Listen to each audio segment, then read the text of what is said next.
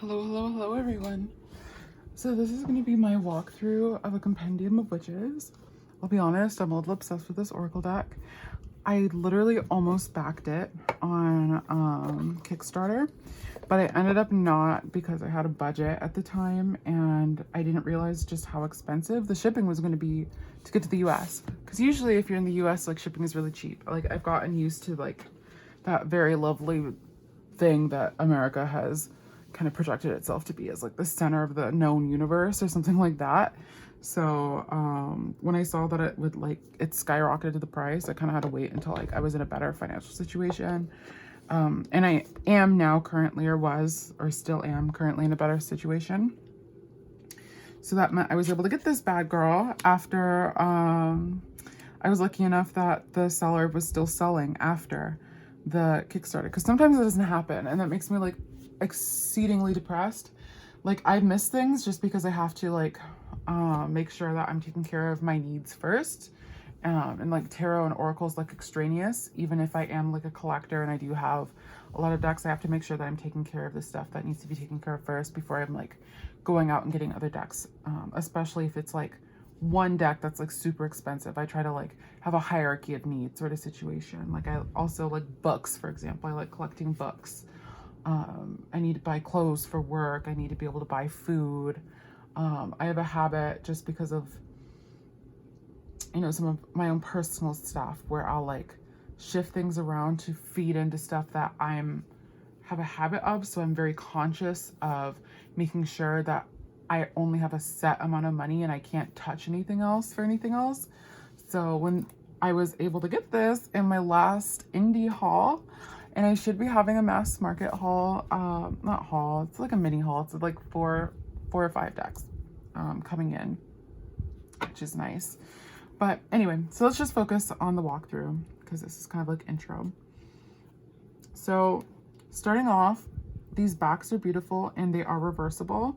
So just love that going off. So we'll go through and then I'll choose some cards that I think kind of speak to me a little bit. And then I'll go in the book and see what the definitions are there, just so we can see like kind of how the book expands upon what you could already gather from looking at the image. And then I'll do like a little faux reading. How about that? That'll be cute. So let me make sure everything's in frame. And I want to zoom in because I'm trying to get better about making sure that you guys have a good image of the card.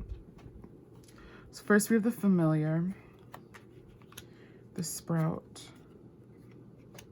pruning, light, standing stone, thaw,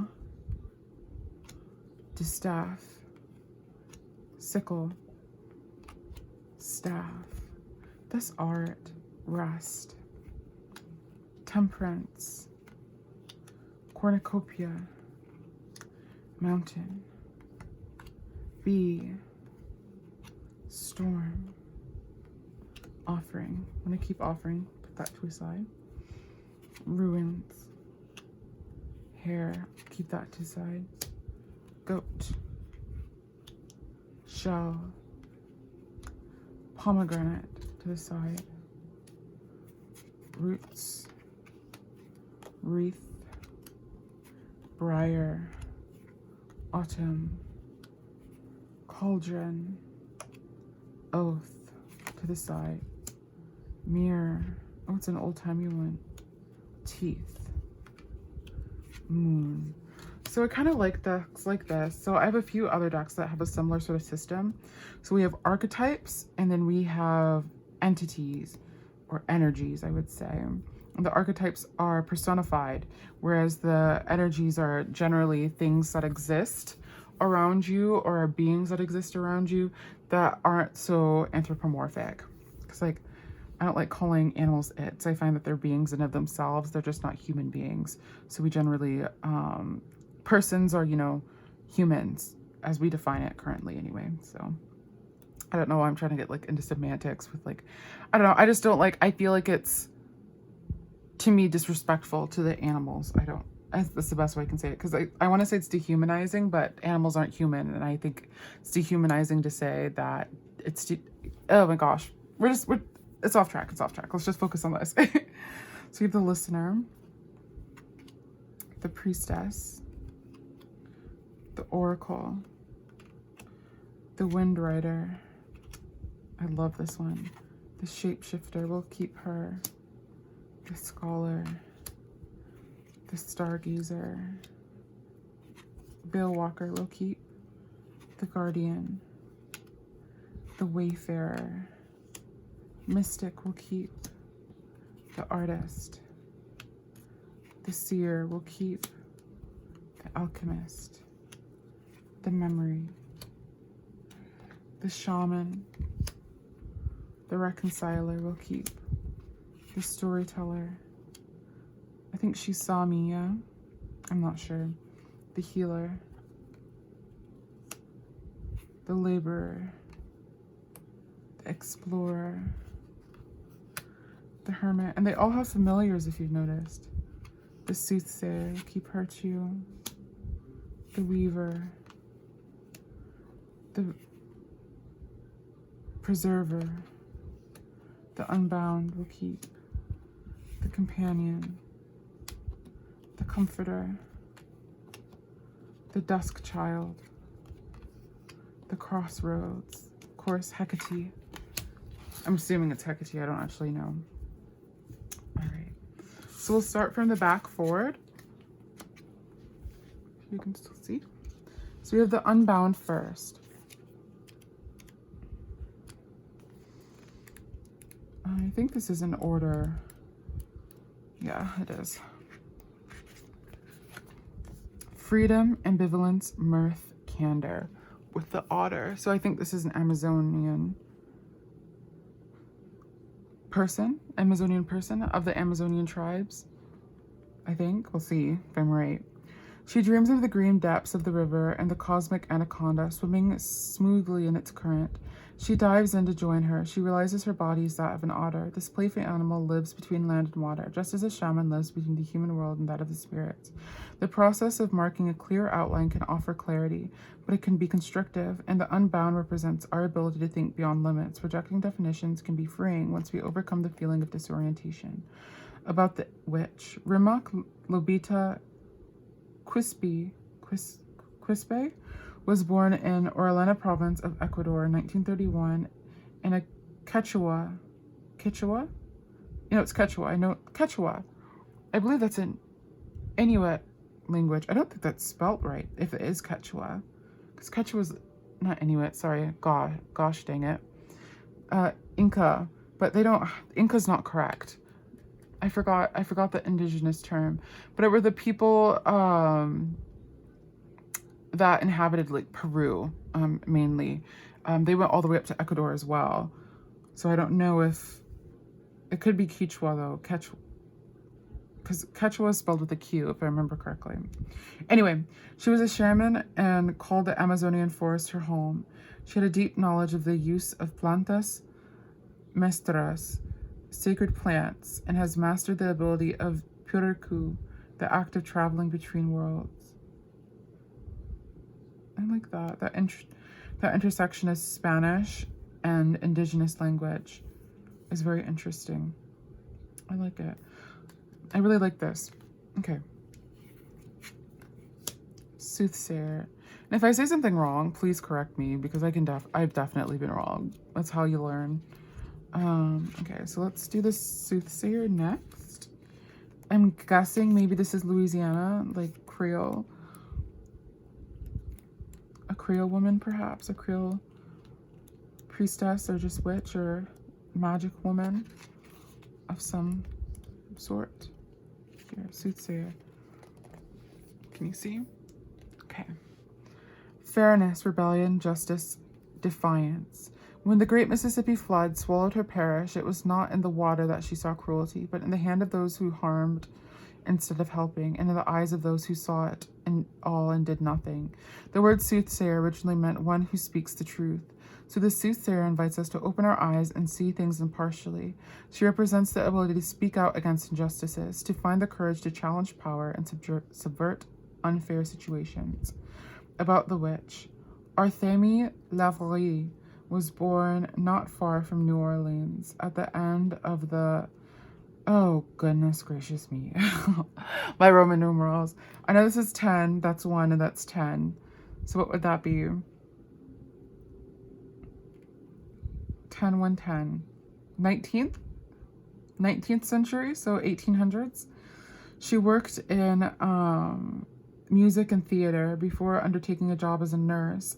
She was a skilled practitioner of voodoo for most of her life and a firm believer that nature does not distinguish between good and evil, for these exist only in the actions of people. Oh, that rhymed. I love that. I love this as well. I love these backstories. I think there's an actual book if you get the really expensive edition, but I couldn't spring for that. I ain't got the money. Okay. Now we're on to the Reconciler. Here we go.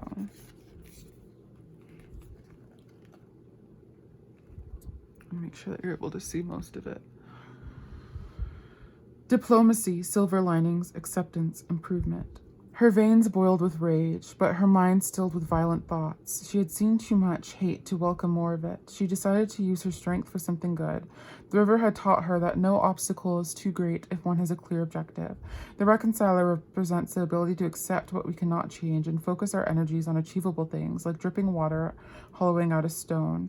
Patience and sense of direction move us closer to our goals. Aurelia Anahi Ramalho lived in Brazil in the turn of the 19th century. In Sao Paulo, she witnessed the execution of her friend Maria da Conceição,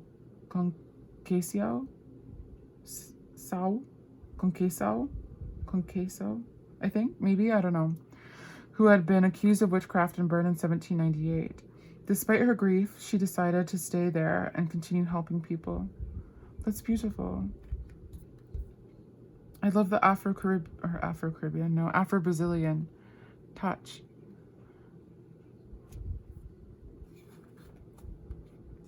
The Seer.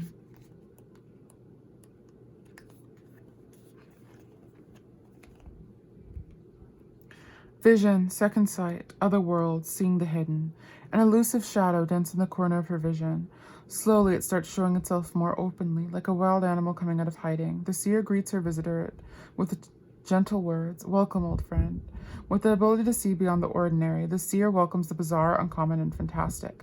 The second sight was traditionally seen as a rare gift, which allowed the affected to see the invisible, to predict the future, and to communicate with beings that are not part of the material world.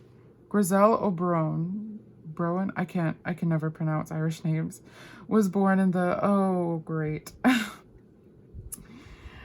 16th century, so 1500s, rural Ireland, and moved to Scotland with her family as a child after surviving a life-threatening sickness. Disease left her with the gift of second sight, which allowed Grizel to see the fairy folk, befriend them, and experience visions. That's lovely. The Mystic.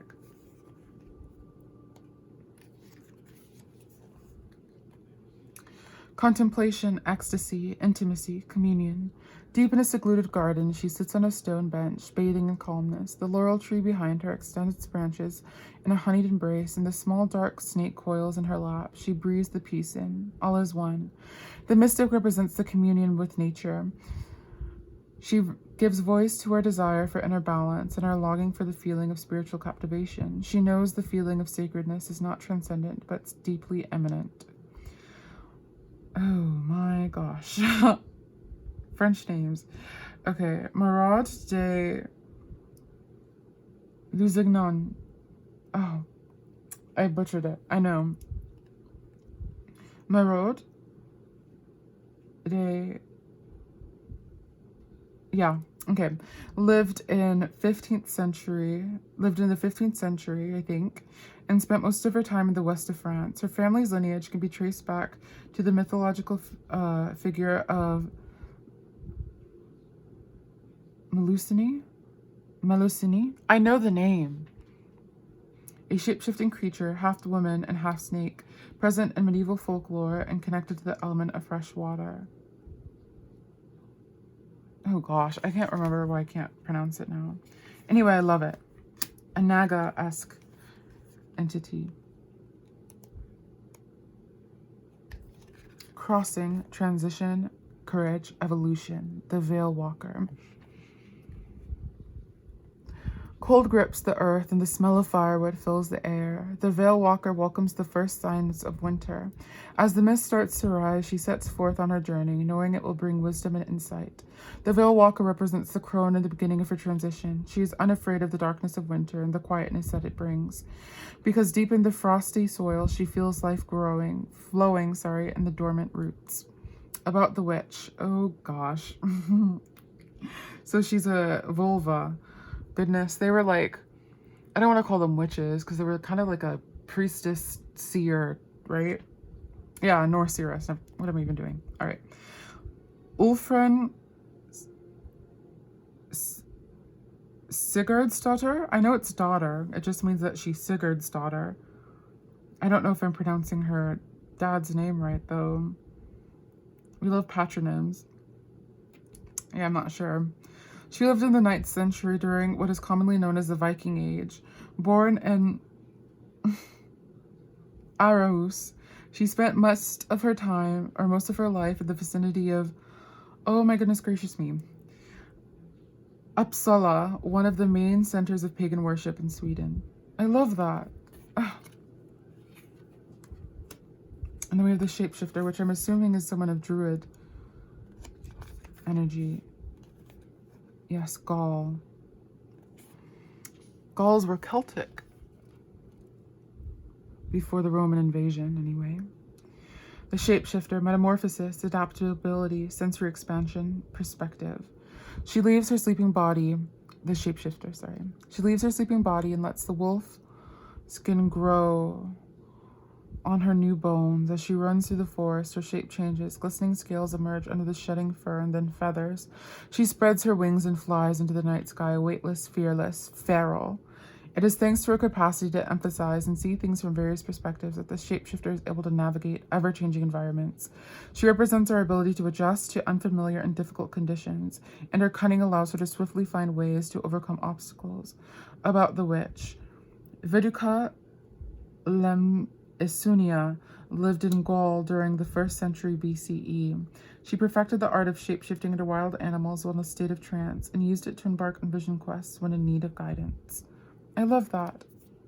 So she's Gaulish. And then we have Oath.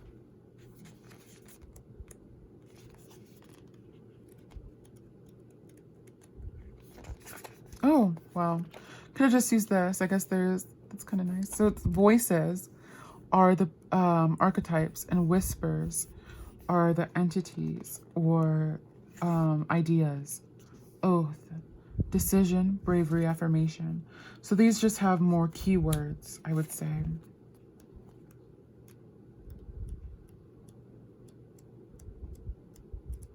Let's do this backwards, but I would think that.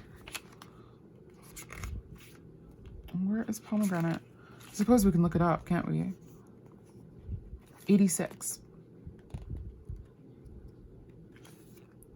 Craving, passion, senses. That doesn't surprise me as much. Hair. 83. Luck, vigilance, alertness. So these are pretty intuitive, I would say. If you have a good idea of, you know, some of the more common representations that these energies, you know, align with, I think you wouldn't really need this as much. At least for the whispers. Maybe the voices you could get a lot more information. And then 81 for offering.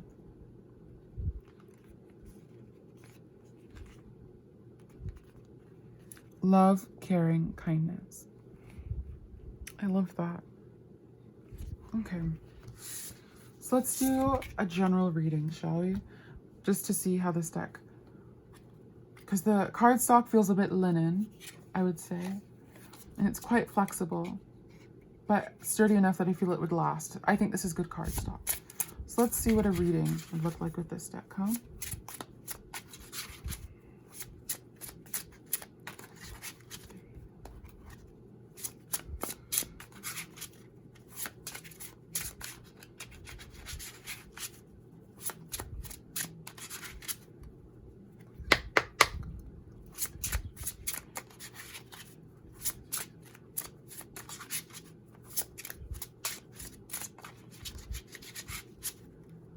What messages do we have for everyone watching?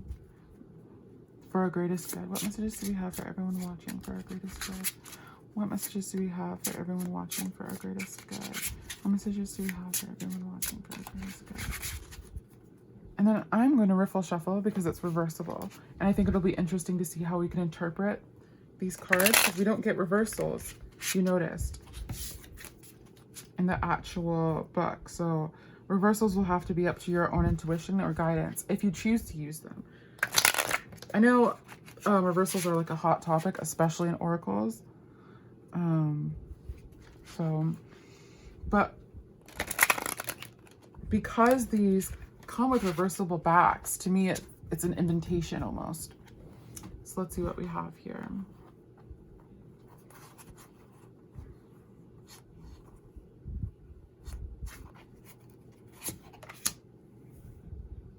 The Dusk Child. Okay. What other messages do we have? The Briar. And what other? All reversals, huh? And the Stargazer. And under this we have the Distaff. So we have all reversals here, which can... Let's make sure you guys can see everything. Yeah. So all reversals can either mean that it's a bad reading, A, or B, that there's a lot of clogged energy, which I think is pretty honest, right? Just with everything that's going on in the world right now, the uncertainty. So we have darkness, reality, balance, and depth. She walks through the ancient cemetery with slow and mindful steps. The gravestones stand humbly among the imposing yew tree, many of them swallowed by ivy. As dusk starts falling, the silhouettes of blackbirds make way for those of bats. The Dusk Child represents the whole and unadulterated view of reality, comprising the darkness and light.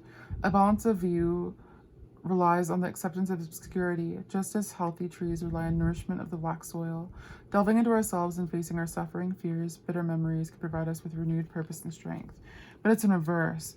So I would say that this is saying reality is good, being practical is good, but allow yourself the moments to not immerse yourself in what is dank, what is dark. Allow yourself to face light. And then we have the Briar in reverse, which I'm assuming has a similar connotation, right? Briars are boundaries. So it's a break through that boundary that is painful. Caution, danger, and boundaries, exactly.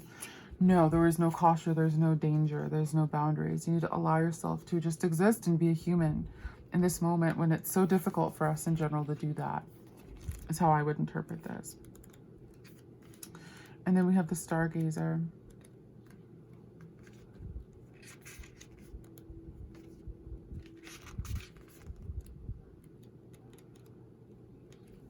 Research, patience, dedication, confidence. The Stargazer's eyes wander around the firmament. She's looking for answers, armed with faith and unwavering determination. As the clouds disperse to show the heavenly arch blossoming with stars, she feels embraced by its greatness, not crushed. Representing our ability to patiently work towards our goals, the Stargazer promotes confidence in our vision, especially in times where our spirit is tested. So again, we're talking about the spirit being tested. Kayania was born in Palmyra in the 4th century, at the time when the city was under the rule of Rome. She discovered her interest for the study of the sky and celestial objects at an early age and spent her life working as an astronomer and philosopher in Antioch. During the time of great and often violent transformation of the religious structures that saw the rise of Christianity. So again, she's in this time of transition. She's in this time of panic. And for her, she was looking to the stars, whereas we need to look to the earth. We need to look at what we can find in ourselves that makes us happy here in the present, not just trying to find we can maybe see as good in the future, is how I would perceive that. Authority, influence, and expertise. So I think this is just talking about people in general not wanting to respect authority, the sphere of authority right now on either side, right? I'm sure a lot of people can kind of give their own meaning to that. But that would be how I would read with this deck. How many of these are reversed? Okay, good. We pulled one that's not. But yeah, so this is the Compendium of Witches Oracle. It's a beautiful deck. I highly recommend. If you're in England, you're a lucky duck because it'll come a lot faster and you won't pay as much. But yeah, beautiful deck, beautiful box, very lush, very beautiful. It's a little warped, but otherwise it's pretty nice. The book is amazing as well. I think if you get the collector's edition, you get a much larger book that gives much more information about the witches, or I should say the voices that are included in this deck. So thank you guys so much for watching, and I hope you have a wonderful rest of your day.